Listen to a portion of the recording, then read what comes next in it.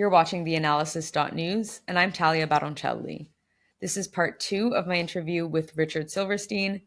If you like this content and you'd like to support us, you can visit our website, theAnalysis.news, hit the donate button at the top right corner of the screen, and make sure you're on our mailing list. That way you get all of our content sent straight to your inbox. You can also like and subscribe to the show on YouTube, or if you prefer to listen to us as a podcast, you can go over to Spotify or other podcast streaming services such as Apple. See you in a bit with Richard.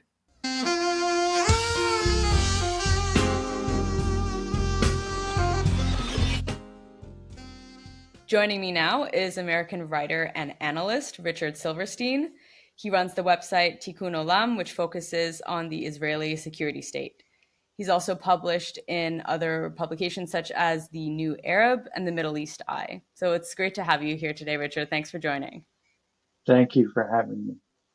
Well, it doesn't seem like she's trying to carve out a new path or distance herself from the Biden administration's foreign policy, and it would make sense to do so given the massive disapproval ratings that have been illustrated in numerous polls for Biden's foreign policy in the Middle East.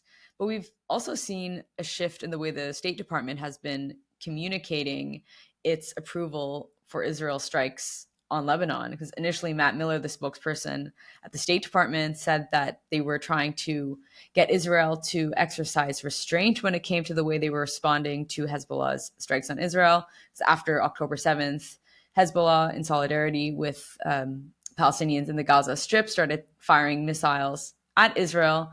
And Israel then disproportionately sent a much greater amount of missiles back into Lebanon and at Hezbollah targets, according to them, which also killed a lot of civilians. And now that more civilians are being killed, I mean, we've seen at least 2,000 people killed in Lebanon. The United States is no longer saying that they'd like to see a ceasefire or a diplomatic solution in Lebanon. They're saying that Israel can essentially escalate to then de-escalate, to use military pressure to perhaps in the future get to a diplomatic solution. But they've said that Hezbollah's capabilities have been degraded. And I mean, does this seem to you like they're using this as an opportunity to help Israel eliminate Hezbollah? Yes, I think that's what the plan is. I think the U.S. sees destroying every enemy of Israel in the region, whether it be Hamas or Hezbollah or Iran, as a way to create a peace, a normalization process in the region in which Israel would be allied with Saudi Arabia, UAE, and the Arab world in the region in North Africa.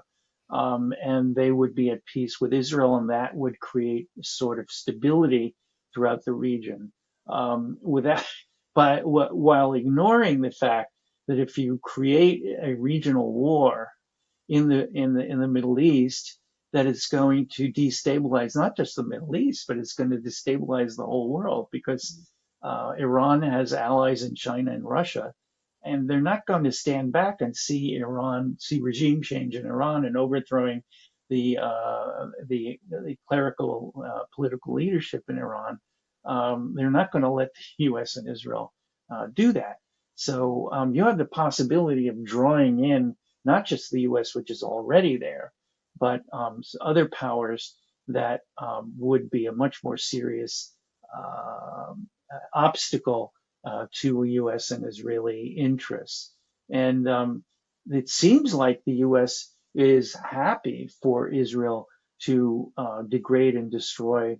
After all, Israel assassinated the only Hamas leader who was negotiating for a ceasefire in Tehran, deliberately insulting and demeaning the Iranians themselves by proving that they could assassinate an important political leader of the Palestinians. So the Israelis and the U.S. basically share kind of this goal, and it's part of what has been known as the Abraham Accords, where they have 4 Arab nations that have normalized, that have set up diplomatic relations with Israel, and then set up trade relations and communications relations, and that's what they want to see. The end of the thorns in Israel's side, and a reverting to the sort of good Arabs in Saudi Arabia and the Gulf and elsewhere. But I don't think that the Abraham Accords is not a plan that is going to work for the region. It's sort of just papering over the major issues that are destabilizing the region. And I think it will be a failure ultimately. Well, you mentioned Israel's assassination of top Hamas leader Ismail Haniyeh while he was in Tehran visiting Iranian President Masoud Pezeshkian, and the Iranian Islamic Revolutionary Guard Corps say that they launched this recent missile barrage at Israel in response to that killing, as well as to the killing of Hassan Nasrallah. And I wonder if Iran is currently telling Hezbollah that they're actually not really going to support them in any meaningful way, because, this entire year you've heard Hezbollah say that they would only stop launching attacks on Israel if there were to be a ceasefire in Gaza. And the deputy chief leader of Hezbollah, Naim Qassem, he recently said that he's actually in support, or he would support a ceasefire in Lebanon, one which is being advocated for by the Speaker of the Parliament, Barry, in Lebanon. And this would be completely delinked or separated from a ceasefire in Gaza. So he's not conditioning a ceasefire in Lebanon anymore on a ceasefire in Gaza, which is a huge shift. I mean, do you think that this is Iran speaking to Hezbollah saying that we're maybe going to leave you out to dry because Iran possibly wants additional sanctions relief? I read an article yesterday which essentially said that what you just asked or said, that Iran is most concerned about protecting itself and protecting the clerical structure and political structure of Iran, the Iranian Revolution going back to 1979. And Iran doesn't want to endanger itself, endanger its regime, and I think has come to the conclusion possibly that if it gets too involved in protecting Hamas and protecting Hezbollah, that it will endanger Iranian interests. Mm-hmm. So I think they're taking a very measured approach, and I think that when they see an opportunity, as long as they feel that it won't hurt their interests, they will support Hezbollah, they will support Hamas, because they've been giving them aid for quite a long time, military aid, financial aid. And so when it doesn't cost them a price, that's their natural inclinations to support them, because Hezbollah are Shiites and the Iranians are Shiites. So there's a religious sort of connection there between them. And in addition to a political connection, because Iran wants to have allies that sort of will face Israeli power and protect the interests of Iran in the region. So I think that Iran is playing it safe and being cautious. That's why it only fired 180 missiles at Israel. It has millions of missiles at its disposal, and it didn't send, 1,000 or 10,000, which it could have, because it wanted to have a calibrated response. It wanted the U.S. to be able to say, well, we have to restrain Israel because Iran has constrained itself.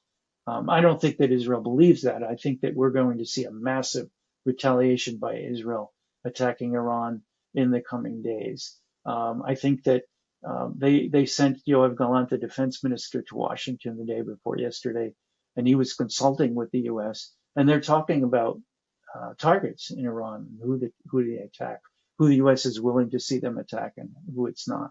And the U.S. has said we don't want Israel to attack Iranian nuclear sites. I believe it will have as much impact on Israeli decisions as all of the other previous attempts saying it. The U.S. wants a ceasefire and is urging Israel to agree to a ceasefire. I believe the Israelis are going to launch a massive attack that will target the nuclear sites. I would be shocked if it doesn't target nuclear sites. Now, the reason why the U.S. doesn't want Israel to attack the nuclear sites is because A, Israel cannot eliminate Iran's nuclear program, no matter how much it damages, because they've built redundancy into their program, so that if one facility is bombed, they have 2 or 3 or 4 others elsewhere in the country they can turn to. And the second point I wanted to make about U.S. concern in Israel attacking Iran is that they realize that if Israel tries to destroy the Iranian nuclear program, that Iran will respond by telling the U.S. that we are going to produce nuclear weapons. It has not done that until now. It has a nuclear program and it's building the capacity to have a nuclear weapon, but it's not taking the final steps to actually put one together. And it also still has not created the delivery systems that are needed to carry a nuclear warhead and attack any kind of target location in Israel or wherever they want to fire it.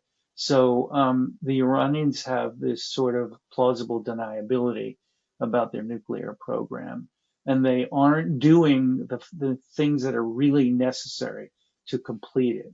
And they're restraining themselves because they know that if they go nuclear, that will give Israel even more of an opportunity to ostracize them and make and to demean them and also to continue sanctions against Iran. So if it does attack the nuclear program, Iran will naturally respond by saying, okay, now we're going nuclear. Now we're going to have nuclear weapons. If Israel wants to attack us now, we'll hold over their head a nuclear weapon that we could launch against them. So the U.S. does not want to see that because the U.S. Has a red line in terms of not wanting the entire region to collapse into nuclear war. So we'll have to see about what Israel decides to do. But if I had money to bet on it, I would say they are going to do that, and they are going to basically dare the Iranians to go nuclear, and they're going to sort of assume that if Iran goes nuclear, that this will enable the rest of the world to perhaps attack Iran, force the U.S. to attack Iran with Israel. And then we get into this zone of complete, I don't know how to describe it, insanity, where you have a global catastrophe. Because if you have 2 countries launching nuclear weapons against each other, God only knows where that ends up. It will be a total disaster catastrophe.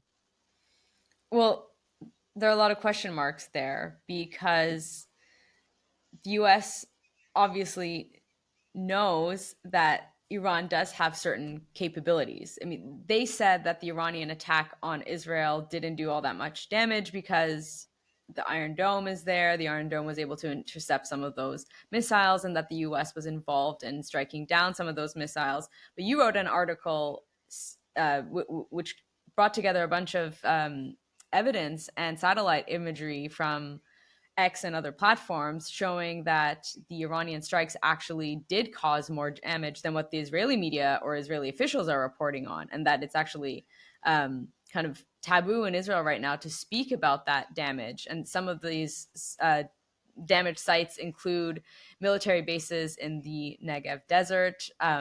One analyst was saying that F-35s were damaged. Other analysts were saying, no, that's not true. What do you make of that? And just to pick up another point that you made, I mean, the US said that they gave compensation to Israel to not strike nuclear facilities in Iran. I mean, that language in itself is just completely insane. So they compensated them to not do that, to not escalate in nuclear terms, and that the response to any potential strikes on oil refineries would then be that Iran would hit Saudi oil refineries and oil fields. I mean, that would also lead to another escalation. So yeah, why don't you first speak about what the Iranian damage was in Israel, and then we could speak about the other hypothetical escalatory situations. So Iran launched 180 ballistic missiles at Israel, as we said earlier, in response to the assassination of Ismail Haniyeh in Tehran. By the way, he was there to pay his respects to Iran for the death of the previous president.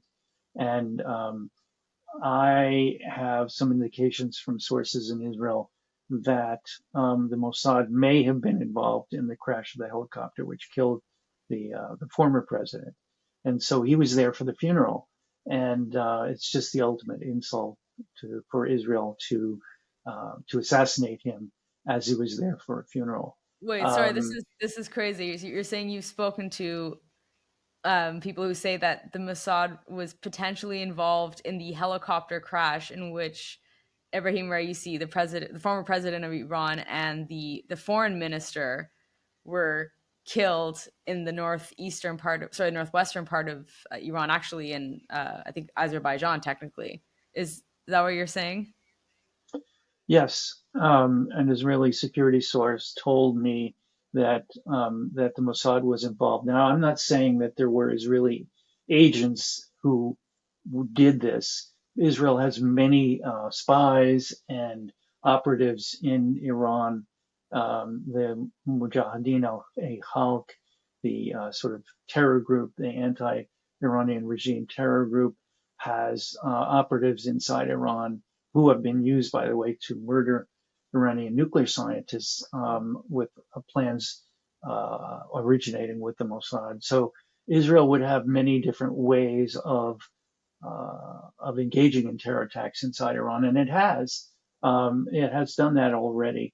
The founder of the Iranian nuclear program was assassinated, and the New York Times ran a story with an Israeli reporter with very good Mossad sources saying that Israel used machine guns to murder him that were operated by satellite with an Israeli operator operating the machine gun that was used.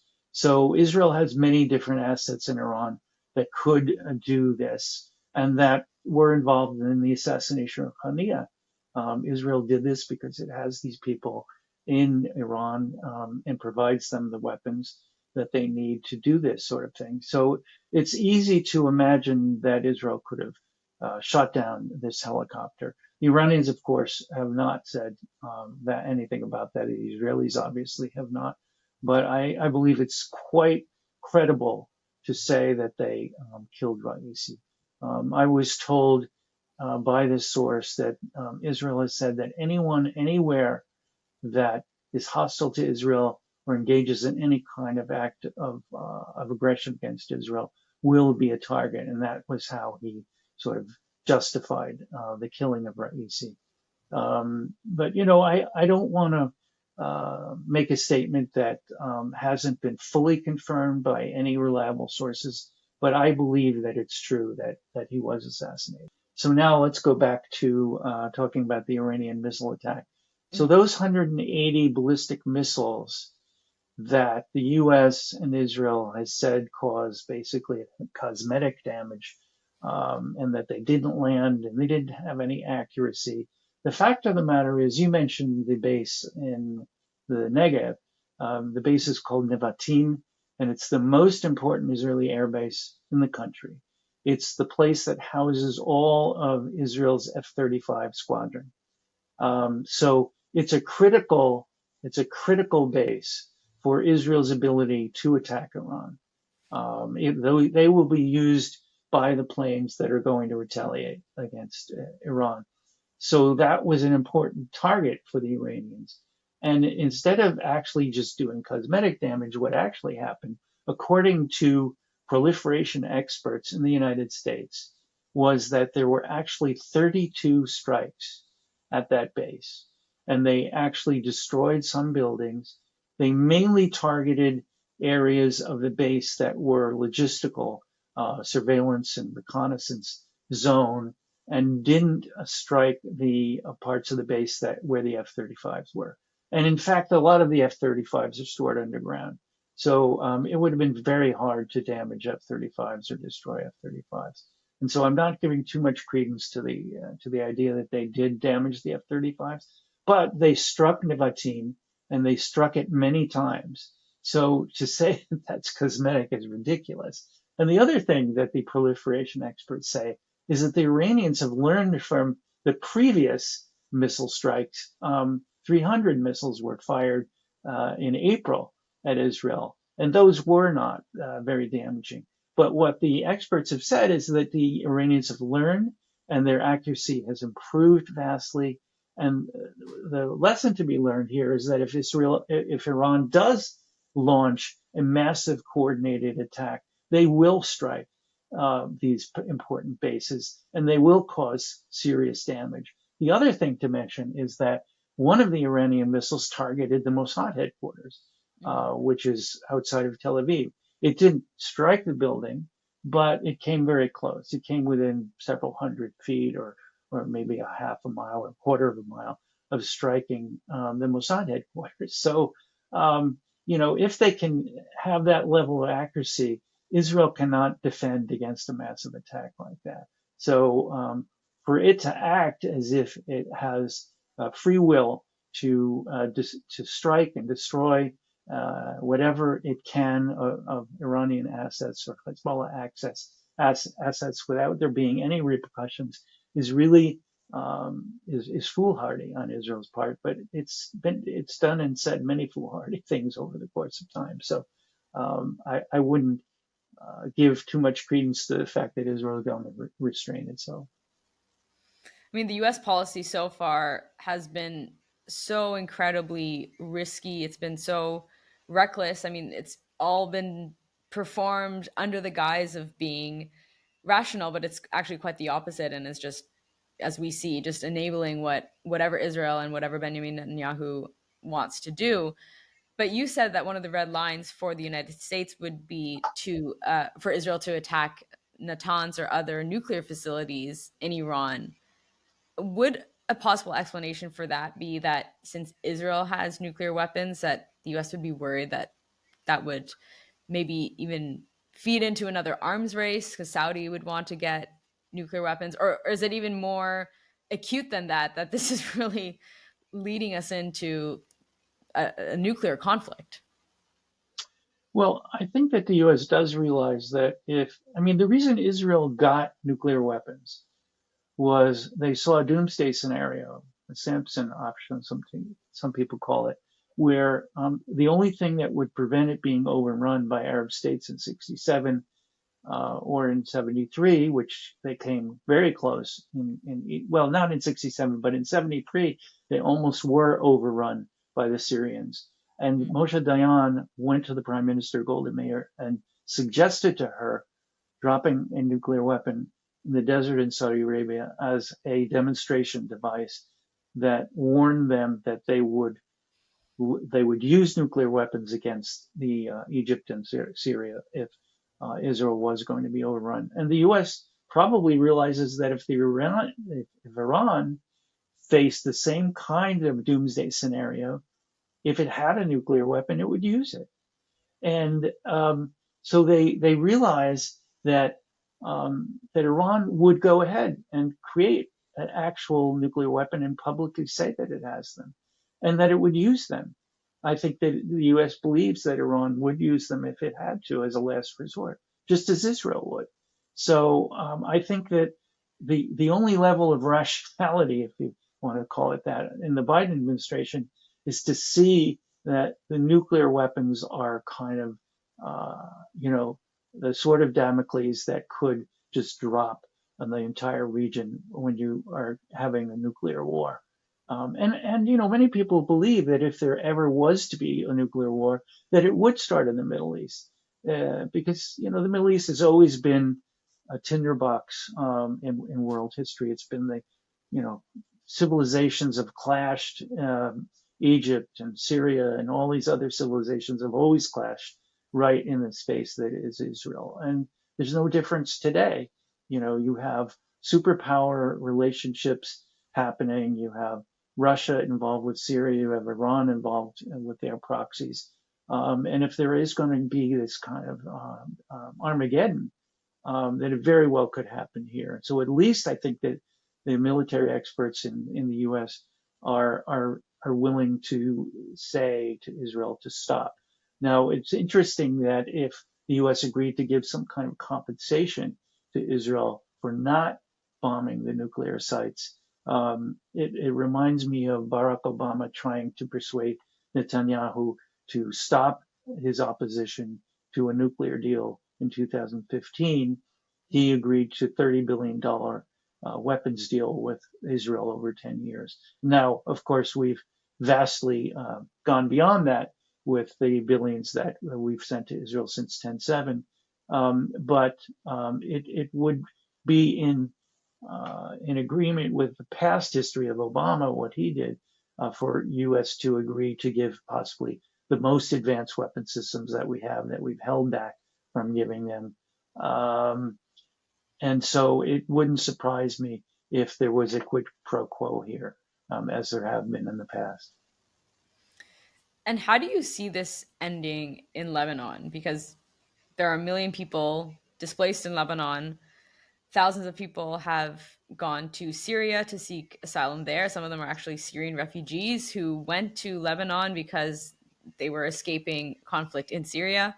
And of course, there have been thousands of civilians killed in Lebanon as a result of Israeli strikes on what they're describing as terrorist infrastructure. But I mean, you can't say that an apartment block is terrorist infrastructure if there's, a few Hezbollah militants in that building. It's still civilian infrastructure. So what the US is saying is just pretty absurd, because they're saying that it's a limited, they're characterizing the operation as a limited ground invasion.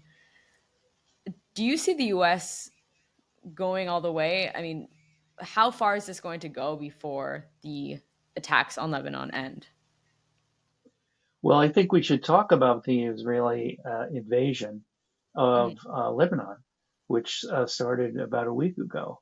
The world media in Israel are calling it an incursion instead of an invasion, a uh, limited, targeted. They're using all these terms, these vague, euphemistic terms for what Israel has done. It's invaded Lebanon.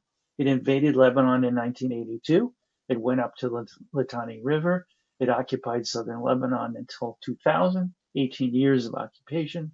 And now they've done the same thing. They've invaded the south, and they're going to go up 18 miles to the north of the border to the Litani River.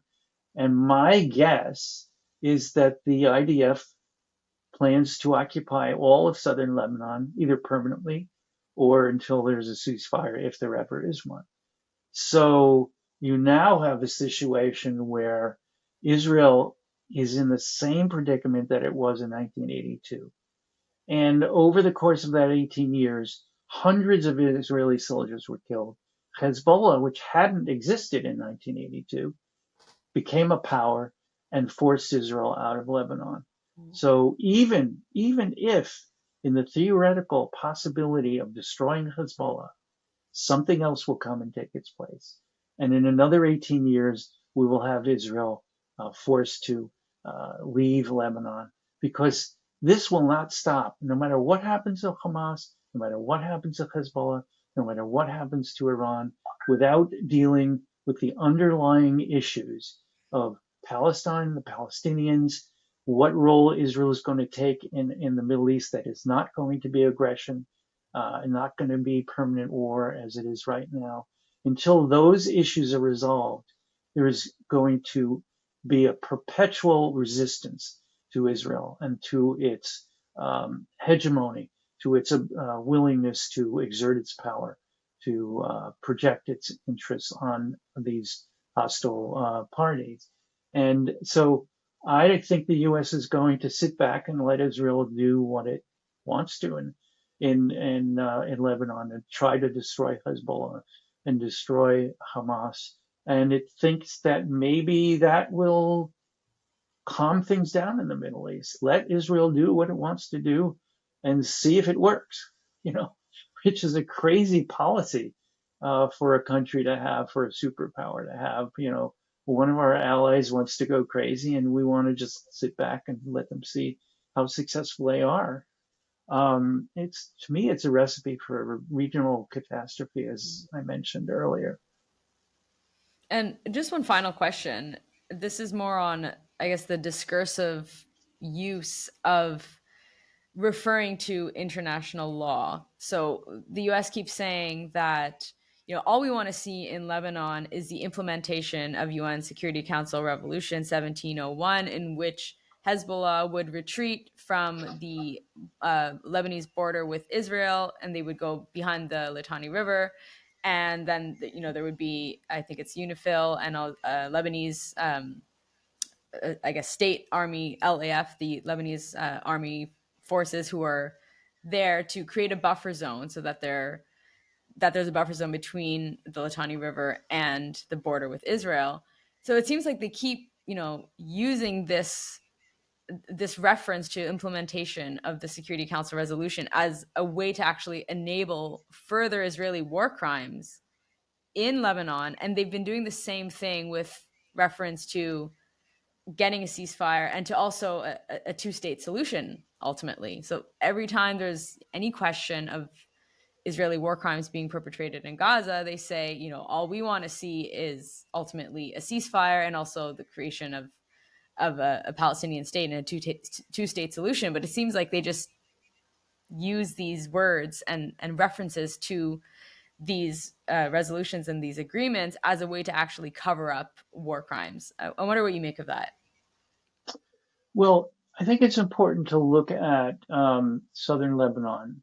So if the Resolution 1701 were to be fully implemented, Hezbollah would withdraw to the Litani, as you said, and Israel would respect the what's called the blue line between Israel and Lebanon.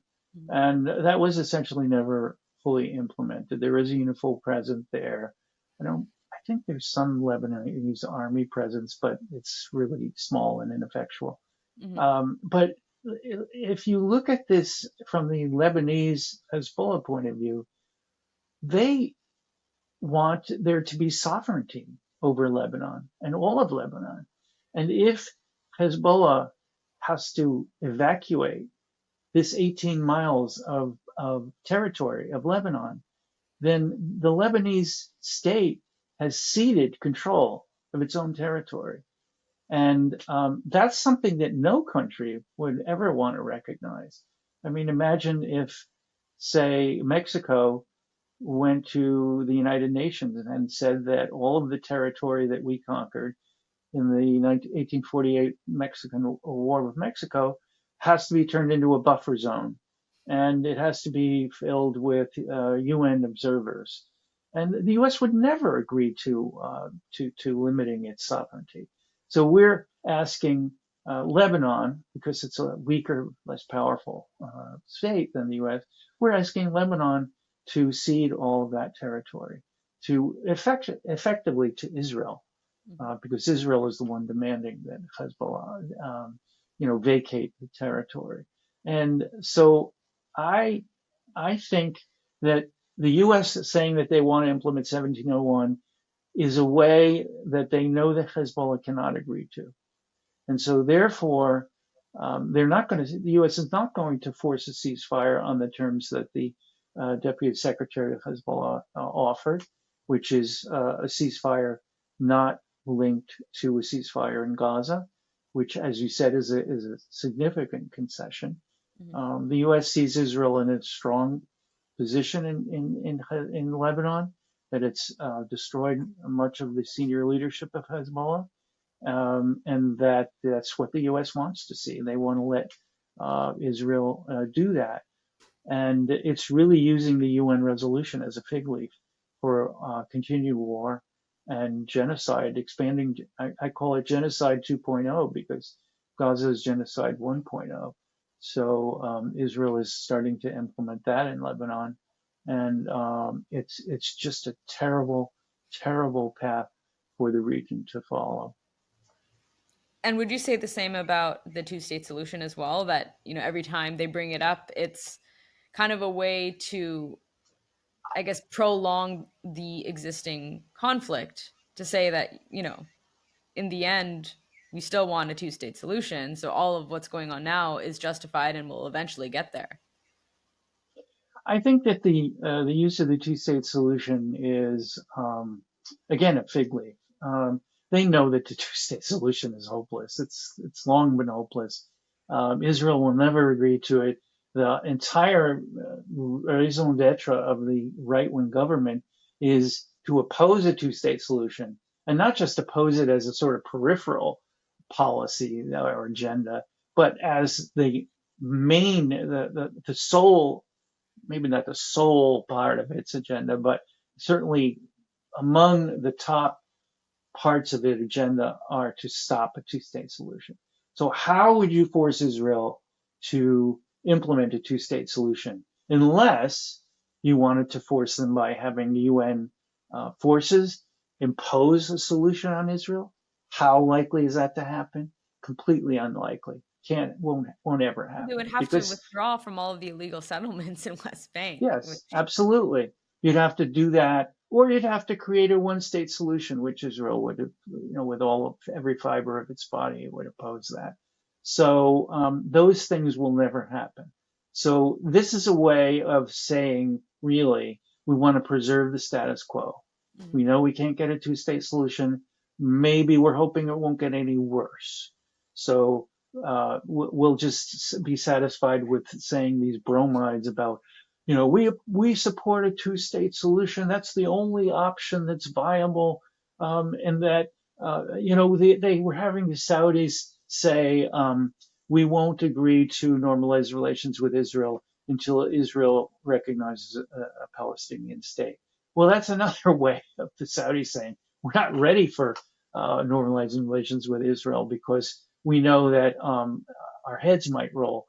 The royal family heads might roll if we agree to normalize without any possible solution to the Palestine problem. But it really angers me to have people who should know better, even if they're doing it for nefarious reasons, to think that they can pull the wool over the eyes of the world by using this chimera of two-state solution, which is dead on arrival. It's just insulting to it's insulting to people around the world that they would say something that they knew was a lie, that they knew could never happen. It's again part of this use of language to conceal and befuddle, to sort of throw up smoke rings that allow the worst aspects of the status quo to continue ad infinitum.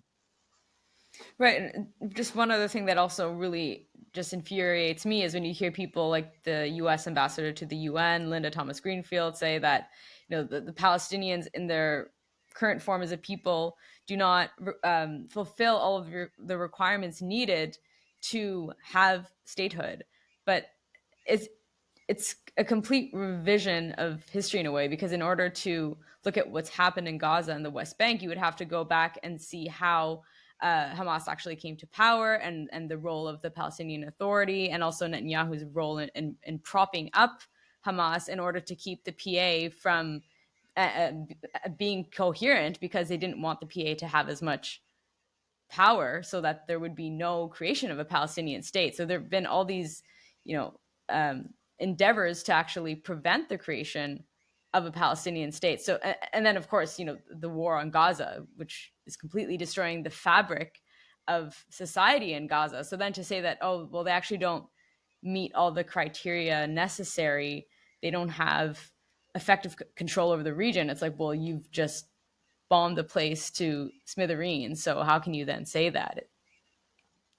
It's effectively giving Israel a veto power over creating a Palestinian state.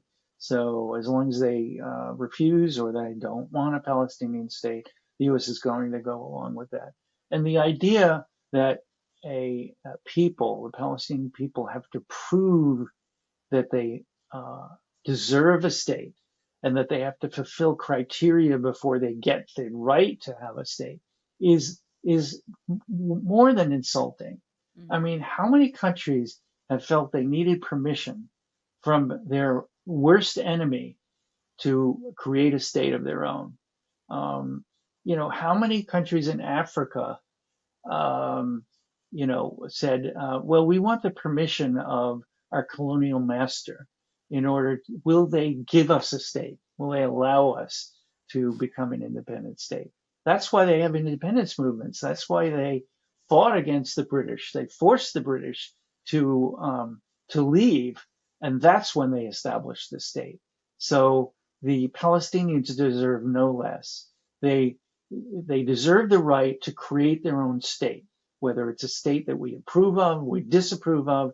There can be enough things put in place that guarantee that the Palestinian state will not engage in aggression against Israel. There are enough ways to guarantee that without saying, you can't have your state until you prove to us you're going to be a good, deserving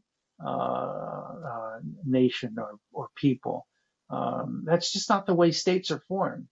Mm-hmm. So we're like, it's a pipe dream when she says that. It's insulting to the imagination for them to try to pass that off as a serious argument.